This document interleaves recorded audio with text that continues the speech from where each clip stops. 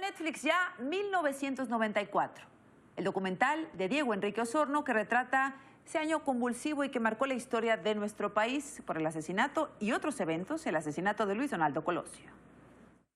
Le dieron a Colosio 2 disparos, 2 presuntos hace poco más de una hora. Nunca negó que había disparado. Ni siquiera me di cuenta si había salido de mi arma o no. Se empezaban a generar teorías. En el crimen participaron varios sujetos. Los demonios andan sueltos y han triunfado. Cambia todo, cambia el país. Un grupo de hombres armados mantiene tomados 4 municipios de Chiapas. Se estaban concentrando miles y miles de indígenas.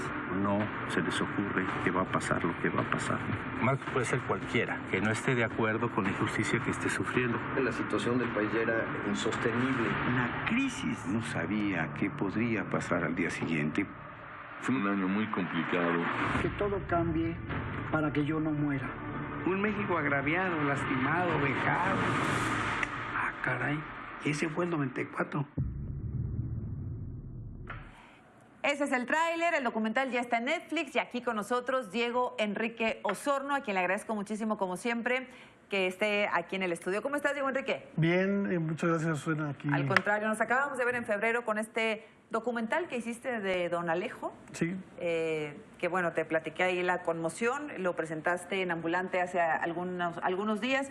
Y bueno, pues hoy, 1994. ¿Es un documental? Déjame preguntarte primero esto. Pues es una serie documental que dura alrededor de 225 minutos. Está dividida en 5 capítulos, 5 episodios. Cada uno dura entre 45 y 50. Y bueno, el tema es el año del 94, un año donde no solo fue asesinado Luis Donaldo Colosio, sino también fue asesinado José Francisco Ruiz Massieu, un año en el que entró en vigor el Tratado de Libre Comercio, la rebelión indígena en Chiapas, la crisis económica más devastadora de la historia y una serie de acontecimientos que desde mi punto de vista definen el país que somos hoy en día, para bien y para mal. Ahora, Diego Enrique, déjame preguntarte, el tema de Colosio ha sido uno de los más debatidos, de los más polémicos, hemos visto películas y algunos otros productos. ¿Por qué Colosio? ¿Por qué el 94, Diego Enrique? Bueno, realmente cuando hice toda la investigación previa sobre este año, identifiqué acontecimientos como los que te mencionaba ahorita, como los más importantes, ¿no? Los más sustantivos, aunque hay otros más que también ocurrieron ese año, digo, más anecdóticos, como la reactivación del volcán del Popocatépetl y bueno, otras cosas por el estilo. Pero el asesinato de Colosio me parece que enmarcaba un momento de alternancia o de lucha de poder. El PRI estaba en una encrucijada interna, estaba tratando de renovarse y Colosio, digamos, en cierta forma, por momentos generaba la idea de que podía acompañar el despertar social que sin duda se generó a partir del alzamiento zapatista. Eso es un hecho contundente. El alzamiento zapatista genera una motivación a un despertar social y por momentos parecía que Luis Donaldo Colosio podía estar más cerca de este despertar social que del régimen de partido hegemónico que había prevalecido durante tanto tiempo y que en el gobierno de Carlos Salinas de Gortari había atravesado pues una serie de reformas internas del propio PRI que Luis Donaldo había encabezado. Entonces, sin duda, Luis Donaldo es el personaje más importante de ese año, no solo por su asesinato, sino también por quedar en medio de una serie de fuerzas que estaban pugnando por definir el rumbo del país.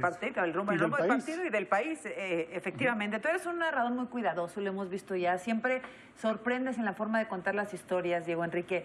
Vi algunos personajes, ¿esta historia se cuenta con los personajes o cuál es la estructura que vamos a encontrar? Sí, sin duda, abordar un año tan complejo como este requería pues una investigación y un trabajo de entrevista complejo. Entonces, lo que el espectador va a ver en el documental pues son a los protagonistas de los acontecimientos que estamos hablando, al presidente Carlos Salinas de Gortari, al subcomandante Galeano, que antes era Marcos, digamos como dos personajes muy importantes de ese año, muy definitivos, pero también pues otra serie de testimonios que algunos de ellos, Otón Cortés, que fue uno de los hombres señalados en algún momento en las investigaciones del caso Colosio como uno de los tiradores, en un caso que, pues, como se verá en el documental, muestra la fabricación de culpables, que es algo que ha venido ocurriendo. Están personajes políticos, está el secretario de Seguridad actual, Alfonso Durazo, que era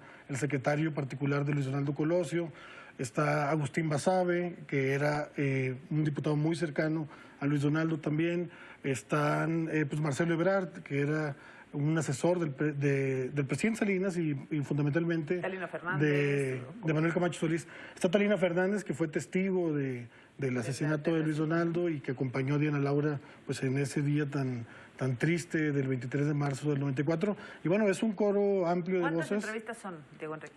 Pues en realidad yo hice 100 entrevistas, alrededor de 123 entrevistas, filmé 50 y aparecen en el documental alrededor de 35 entrevistas. ¿Las hiciste todas tú? Sí. ¿Cuánto tiempo te tomó? Además, porque hay documentos de ese momento, hay videos, hay fotografías, imágenes reales, solamente es lo que vamos a ver.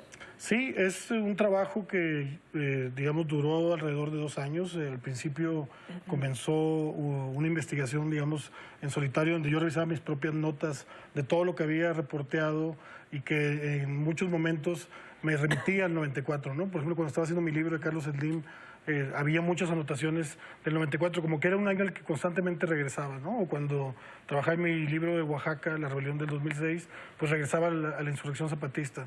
Entonces, de mi cuaderno de notas se detonó una primera investigación que luego llevó a documentos oficiales, luego conformé un equipo, pues, muy interesante. En mi experiencia en el cine documental yo trato de integrar equipos donde no solo haya de cineastas, sino también integro a periodistas. Me parece que la vitalidad y como esa fiereza del ejercicio periodístico cotidiano ayuda al ejercicio cinematográfico. Entonces el equipo se fue 2 años convirtiendo. Y 100 entrevistas. Bueno, sí. Tantas entrevistas. ¿Intentaste buscar a Aburto? Sí, por supuesto. Hablé con la familia de Aburto, autorizaron incluso una entrevista, pero ni el gobierno del presidente Enrique Peña Nieto ni este gobierno me dieron permiso de poder entrar al penal de Tabasco en el que se encuentra. ¿Cuál fue la justificación? Pues que no tenían las condiciones para, digo, alguna justificación ahí medio absurda, la verdad, pero digamos que Aburto está presente porque hay una serie de material que se grabó por parte de las diversas fiscalías que investigaron el caso, claro. También por, digamos, material que recibí de don Julio Scherer, por ejemplo, que hizo una entrevista a Aburto. No quiero spoilear mucho para que lo veamos, pero ahí Aburto no aparece en entrevista, pero creo que se va a sentir como un personaje. ¿La familia de Colosio? Entrevisté a Luis Donaldo, porque lo pensé mucho, pero como en este proceso Luis Donaldo decidió ser candidato a una diputación en Monterrey, pues ya su involucramiento en la política me parecía que me permitía poder buscarlo y acceder, porque ya era un personaje público. No quería yo hacer algo morboso alrededor de un tema tan delicado, tan doloroso. ¿La más difícil es el subcomandante Marcos? Pues ya sabes tú que eres una gran entrevistadora, pues todas las entrevistas requieren cierta complejidad. ¿Pero encontrarlo fue el más difícil? ¿No? Pues sí, bueno, y literalmente porque estamos en una cañada y llevé un crew con 2 cámaras todo el tiempo, una cámara central en la que usé un dispositivo que inventó Errol Morris, el Interrotron, un aparato con el que el entrevistado está mirando al lente de la cámara, pero se refleja la figura del entrevistador, o sea, la mía, y se genera una naturalidad en la conversión. Y ese efecto, creo que lo van a ver en el documental, genera que que el espectador esté mirando a los ojos al entrevistado, entonces uno puede como analizar. Pero hay una segunda cámara, una cámara B, que como que analiza al personaje de manera lateral. Etcétera, y la entrevista con el subcomandante pues fue en una cañada donde el segundo cámara pues iba resbalando poco a poco a lo largo de la entrevista y demás. Bueno, sí. Pero no lo veíamos al subcomandante ¿desde hace cuánto? Pues desde 2006 nos daba una entrevista en video y ya sabes que él cambió el nombre a Galeano desde 2014, entonces la primera entrevista que da Galeano también, a lo largo de la entrevista pues él hablaba en pasado de Marcos como si ya hubiera fallecido. ¿Vamos a descubrir algo que no sepamos del caso Colosio? Yo espero que muchas cosas, pero lo que busqué no fue decirle a la gente cómo pensar, no decirle a la gente si este grupo de poder es bueno o malo, si el sospechoso es el culpable o no, si este culpable no es culpable, sino mostrar los testimonios y dejar que el espectador elabore una propia conclusión sobre el país, sobre el crimen, los crímenes que ocurrieron. Yo confío mucho en la inteligencia del espectador. O sea, yo no subestimo la capacidad de análisis, el pensamiento crítico, y por eso me parecía más importante que yo dar una opinión, mostrar los testimonios directos de estos protagonistas, acompañados de un trabajo de archivo también muy, muy notorio que hizo todo mi equipo, y dejar al espectador pues también una subjetividad para que él termine de construir. Una construcción. Pues felicidades, Diego Enrique, como siempre te lo digo, es un gran gusto, primero, que seas mi amigo, que seas un gran profesional y que cada vez nos sorprendas más con tu trabajo. No, pues gracias por gracias a ti, querida. platicarnos un poco sobre este documental que vamos a ver sin duda el fin de semana. Muchísimas gracias. Gracias, y bueno, Diego, y que siga siendo un periodista tan comprometido y tan profesional. Gracias. Qué amable, gracias.